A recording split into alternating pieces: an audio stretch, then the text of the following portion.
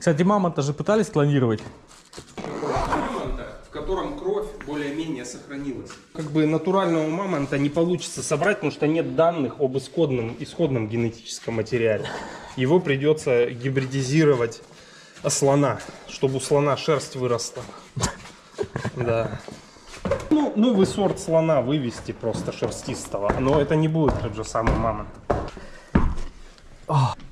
А как же все эти мамонты, которые переводят мошенникам миллионы?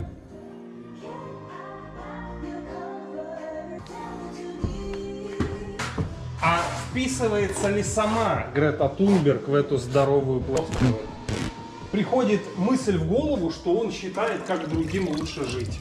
Ага. Вот это очень опасно. Победителей не судят. Вот кто победил, тот покажет, что она имеет право на самоопределение. Нет. Вот есть только римское мнение и неправильное.